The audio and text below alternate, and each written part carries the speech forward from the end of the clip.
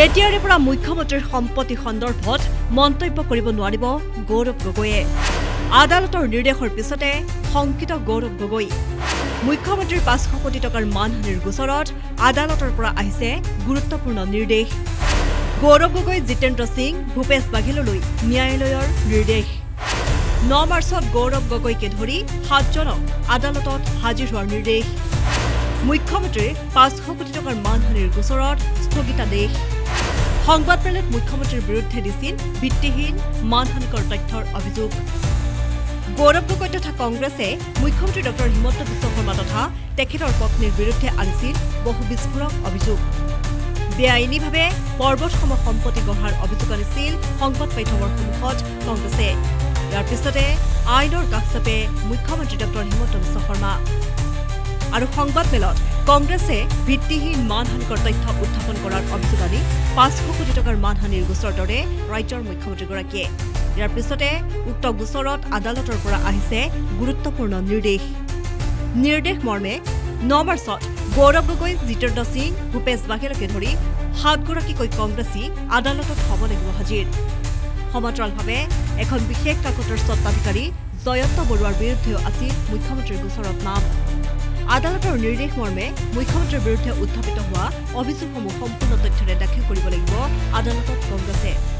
কংগ্ৰেছ দলে ক'ৰ পৰা এনেকুৱা ধৰণৰ এটা তথ্য পালে যে ১২,০০০ বিঘা মাটি তেওঁৰ দখলত আছে বা তেওঁৰ পৰিয়ালৰ দখল আছে, এইটো এটা সমস্ত মনে সজা কথা বুলি মাননীয় মুখ্যমন্ত্ৰীয়ে কোৰ্টত জনাইছে। তেওঁৰ যদি কিবা প্ৰপাৰ্টি বেনামী আছে বা কিবা আছে, কংগ্ৰেছ দলে আনি পেলাই দেখুৱাব লাগে। আৰু সেইকাৰণে কংগ্ৰেছ দলক তেওঁ এটা প্ৰত্যাহ্বান দিছে, অৰ্থাৎ এটা চেলেঞ্জ দিছে। যিসকল ব্যক্তি অৰ্থাৎ গৌৰৱ গগৈ ডাঙৰীয়া, ২ নম্বৰ ভূপেশ বাঘেল ডাঙৰীয়া আৰু ৩ নম্বৰ জিতেন্দ্ৰ সিং ডাঙৰীয়া, সেইটো যিহেতু তেওঁৰ এটা লিগেল ৰিকৰ্ডছ আছে, সেইকাৰণে কোৰ্টলৈ গৈছে। আৰু কোৰ্টত এই যি টাইটেল ছুট দাখিল কৰিছে ডিফেমেটৰী, তাতে তেওঁ কংগ্ৰেছ দলৰ যিসকল ব্যক্তি আছে তথা যিসকল নিউজ পেপাৰৰ প্ৰতিনিধি আছে, তেওঁলোকে প্ৰমাণ কৰিব লাগে যে যিখিনি কথা প্ৰেছ কনফাৰেন্সত কৈছে আৰু যিখিনি কথা নিউজ পেপাৰত পাব্লিছ কৰিলে, সেইখিনি যদি সত্যৰ ভিত্তিত হয় নে সম্পূৰ্ণ মনে সজা হয়, সেইটো তেওঁলোকক আহ্বান জনাইছে প্ৰমাণ কৰিবলৈ। আৰু যদি প্ৰমাণ কৰে ভাল কথা, আৰু যদি প্ৰমাণ কৰিব নোৱাৰে তেতিয়াহ'লে মাননীয় মুখ্যমন্ত্ৰীয়ে তেওঁলোকৰ পৰা ৫০০ কোটি টকাৰ ডেমেজ ক্লেইম কৰিছে। এই কেছটো শুনানি হোৱাৰ পিছত যোৱাকালি চিভিল জাজ ছিনিয়ৰ ডিভিজন 1 তেখেত অনাৰেবল জাষ্টিছ নয়নজ্যোতি শৰ্মা, তেখেতে গোটেই কথাখিনি চালে, গোটেই কাগজ পত্ৰবোৰ পৰীক্ষা কৰিলে। চাই পেলাই তেওঁ এটা এড ইণ্টাৰিম ষ্টে অৰ্ডাৰ পাছ কৰিছে। গোটেই ৰেকৰ্ডখিনি আমি দেখুৱালোঁ। দেখুওৱাৰ পিছত কোৰ্ট কনভিন্স হ'ল আৰু কৈছে যে এটা prima facie in favour of doctor Himanta Biswa Sarma make out হৈছে। এই 3জন ব্যক্তিক ৰেষ্ট্ৰেইন কৰিছে ফ্ৰম স্পিকিং এনি ফাৰ্ডাৰ। ইয়াৰ ভৱিষ্যতে যাতে আজিৰ পিছত তেনেকুৱা ধৰণৰ কোনো কথা নকয়। আৰু এই পেপাৰখনকো ৰেষ্ট্ৰিকশ্যন কৰিছে যে এই ৫ তাৰিখে যি নিউজ ভিত্তিত যিটো নিউজ কৰিছিলে, যিখিনি তথ্যৰ ভিত্তিত বা যিকেইটা ছাবজেক্টৰ ওপৰত, সেই ধৰণৰ কোনো ছাবজেক্টৰ ওপৰত যাতে আগন্তুক দিনত টিল appearance of them in the court, অৰ্থাৎ তেওঁলোকক কোৰ্টে জাননী দিছে যে ৯ মাৰ্চ তাৰিখে তেওঁলোকে কোৰ্টত এপিয়াৰ হ'ব লাগিব। গৌৰৱ গগৈ ডাঙৰীয়া কোৰ্টলৈ তলব কৰিছে, বাঘেলক কৰিছে আৰু জিতেন্দ্ৰ সিং ডাঙৰীয়াক কৰিছে। তেওঁলোকক কোৰ্টে নটিচ ইছ্যু কৰিছে, লগত জয়ন্ত বৰুৱা আৰু নিউজ পেপাৰখনৰ যিজন পাব্লিছাৰ আৰু ষ্টাফ ৰিপৰ্টাৰ, তেওঁলোককো কোৰ্টে তলব কৰিছে। আৰু কোৰ্টত তেওঁলোকৰ কি তথ্য প্ৰমাণ আছে সেইখিনি কোৰ্টত দাঙি ধৰিবলৈ নিৰ্দেশ দিছে।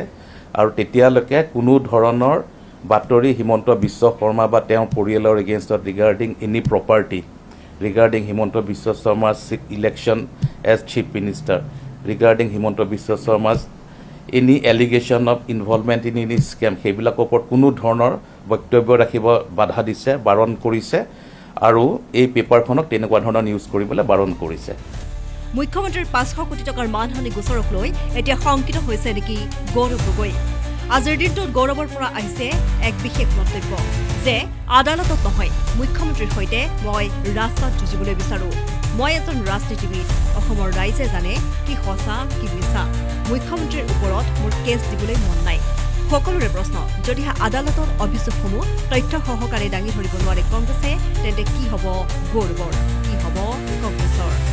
মন নাই। মই এজন ৰাজনীতিবিদ।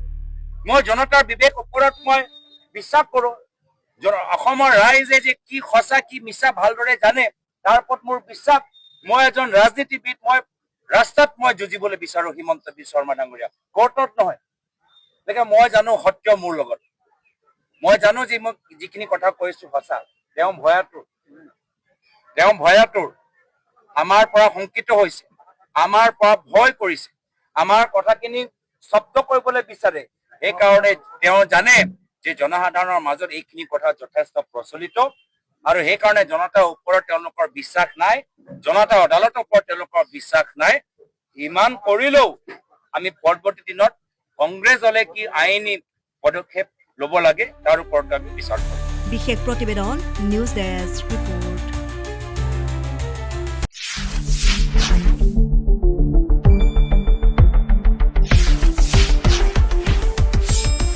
শুদ্ধ আৰু বিস্তৃত বাতৰিৰ বাবে চাই থাকক নিউজ ডেস্ক ৰিপৰ্ট।